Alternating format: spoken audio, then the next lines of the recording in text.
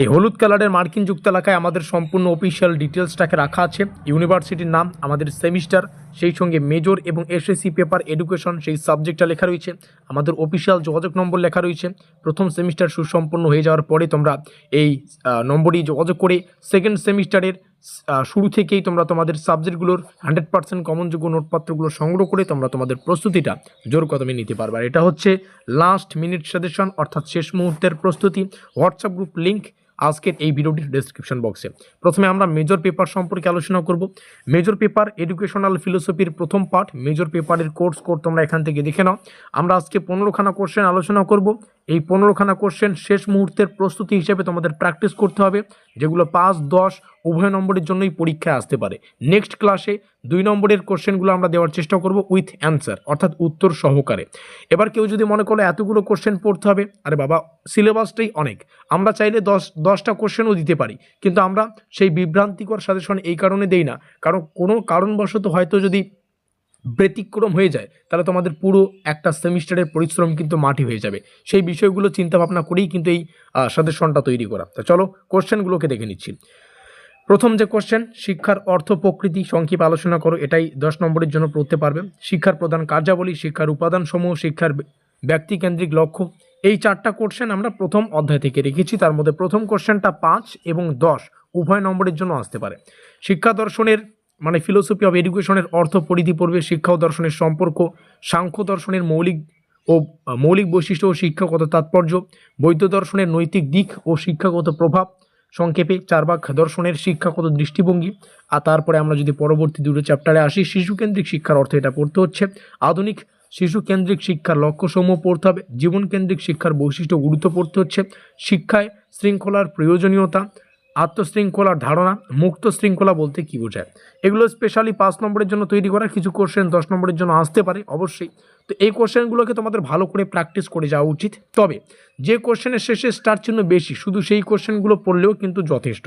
তার মানে কি 15খানা কোশ্চেন দেওয়া আছে, কিন্তু ওই দেখতে গেলে 10খানা কোশ্চেনই থাকে, এখানে একটা, এখানে একটা, এখানে একটা, এখানে একটা। তার মানে শেষের দুটো অধ্যায় থেকে তো দুটো কোশ্চেন বাদই গেল, যেগুলো শেষে স্টার চিহ্ন কম।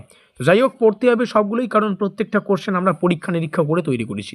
মেজর পেপার থেকে যে 10 নম্বরের কোশ্চেনগুলো প্র্যাকটিস করতে হবে, 10 নম্বরের প্রশ্নের সাজেশনের এখান থেকে শুরু হচ্ছে। মাত্র 9খানা কোশ্চেন রয়েছে, এগুলোই মাস্টার প্রশ্ন। এগুলো যদি ভালো করে পড়লে তোমাদের 5 প্লাস 12 নম্বর দুটোই কিন্তু পসিবল বা দুটোই সম্ভব। অধ্যায় ভিত্তিক রাখা আছে। প্রথম অধ্যায় থেকে দুটো কোশ্চেন, জাস্ট দুটো কোশ্চেন পড়ো। শিক্ষার অর্থ, প্রকৃতি ও পরিধি, এখান থেকে 5 নম্বরেরও কোশ্চেন কমন পেতে পারো যদি এই পুরো সেটটা ভালো করে পড়ো। শিক্ষার ব্যক্তিকেন্দ্রিক ও সমাজকেন্দ্রিক লক্ষ্যের তুলনামূলক আলোচনা করবে। দ্বিতীয় অধ্যায়, যেটা সবচেয়ে গুরুত্বপূর্ণ ইউনিট আমার মনে হয়, শিক্ষা ও দর্শনের পারস্পরিক সম্পর্ক। ভারতীয় দর্শনের বিভিন্ন শাখা যেমন সাংখ্য, যোগ, ন্যায়, বৌদ্ধ, জৈন, চারবাক, এদের শিক্ষাগত তাৎপর্য আলোচনা করো। তোমাদের কলেজের বা কলেজ লাইফের শুরু হচ্ছে প্রথম সেমিস্টার দিয়ে। আমি চাই না কোনো বিভ্রান্তিকর প্রস্তুতি নাও, কোনো কারণবশত পরীক্ষা যদি কমন না আসে, যার কারণে কিন্তু পুরো কলেজটাই তোমাদের অযথা মনে হবে যে কলেজ লাইফে এসে আমরা ক্লাস 11, 12 মাধ্যমিক ভালো করে পাশ করলাম আর কলেজে এসে ফেল করছি। তো অবশ্যই সেই চিন্তাভাবনা যাতে না হয়, সেই পরিস্থিতি যাতে সৃষ্টি না হয়, তার জন্য প্রত্যেকটা কোশ্চেন ভালো করে প্র্যাকটিস করবে। বৈধ ও যৌন দর্শনের নৈতিক ও জ্ঞানতাত্ত্বিক দিকের আলোকে শিক্ষার ধারণা, শিশুকেন্দ্রিক শিক্ষার ধারণা, লক্ষ্য, বিভিন্ন পদ্ধতি, জীবনকেন্দ্রিক শিক্ষার ধারণা ও আধুনিক শিক্ষার গুরুত্ব, শৃঙ্খলার ধারণা, প্রকারভেদ, শিক্ষা প্রতিষ্ঠানে এর প্রয়োগ, মুক্ত শৃঙ্খলা ও আত্মশৃঙ্খলার ধারণা বিশ্লেষণ করো। এই হচ্ছে আমাদের মেজর পেপারের সম্পূর্ণ সাজেশন। এবার আমরা এসএসসি পেপার যাব। এসএসসি পেপারে যা এডুকেশনের যে সিলেবাস, সেটা হচ্ছে কম্পিউটার অ্যাপ্লিকেশন। এখানে কোর্স কোড তোমরা দেখে নিতে পারবে। আর প্রথমেই আমরা শুরুতেই যেটা বললাম 5 আর 10-এর কোশ্চেনগুলো আলোচনা করি। এখানে জাস্ট 13 কোশ্চেন রাখা আছে, এগুলো ভালো করে পড়ো।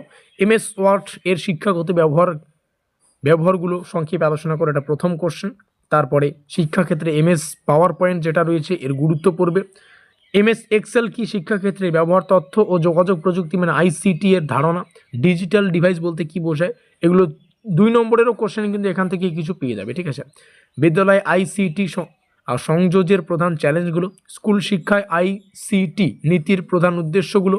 আমরা নেক্সট আসবো, জাস্ট আ মিনিট। এখান থেকে স্পোকেন টিউটোরিয়াল যেটা রয়েছে এই কনসেপ্টটা পড়বে। ভার্চুয়াল ল্যাবরেটরি কি, এটা পড়বে। ই লার্নিং কি, এর অবশ্যই দুটো বৈশিষ্ট্য আমরা এখানে লিখেছি, বৈশিষ্ট্যগুলো ভালো করে পড়বে। এখানে একটা কোশ্চেন, এখানে একটা কোশ্চেন। চলো 10 নম্বরের কোশ্চেনে আসি, এসএসসি পেপার থেকে। MS Word, MS PowerPoint, MS Excel, এদের শিক্ষাগত ব্যবহার তিনটেই পড়বে। একটাই কোশ্চেন দেওয়া আছে প্রথম চ্যাপ্টার থেকে। দ্বিতীয় চ্যাপ্টার যেটা সবচেয়ে সম্ভাবনাময় ইউনিট আমার মতে, এখান থেকে আইসিটি ধারণা ব্যাখ্যা করো এবং বিদ্যালয় শিক্ষার এর গুরুত্ব পড়বে। ইউনিভার্সিটি অ্যাক্সেস ও ডিজিটাল ডিভাইস, এই দুটো ধারণার বিশ্লেষণ। বিদ্যালয়ে আইসিটি সংযোগের চ্যালেঞ্জসমূহ, এগুলো পড়বে। ভারতীয় বিদ্যালয় শিক্ষায় আইসিটি নীতির লক্ষ্য ও উদ্দেশ্যগুলো পড়ো। যদিও আমরা পরবর্তী সেমিস্টার থেকে তোমাদের পেইড নোটসের ব্যবস্থাগুলো করব। তো এই বাকি কোশ্চেনগুলো এখান থেকে এক ঝলকে স্ক্রিনশট করে রাখতে পারো, যদিও পিডিএফ তোমরা পেয়ে যাচ্ছ। তো এই হচ্ছে আমাদের শেষ মুহূর্তের সেই কোশ্চেনগুলো, মেজর এবং এসএসসি পেপার থেকে বাছাই করে তৈরি করা, একদম পরীক্ষা নিরীক্ষা করে তৈরি করা সাজেশনটি। অবশ্যই এখানে থাকা প্রত্যেকটা কোশ্চেন বাধ্যতামূলক। যেমনটা বললাম, শর্ট সাজেশন আমরাও দিতে পারি, কিন্তু আমরা চাই না তোমাদের প্রস্তুতিটা বিভ্রান্তিকর হোক। তোমরা সেমিস্টারের শুরু থেকেই ভালো করে পরিশ্রম করেছো, ভালো করে পড়েছো।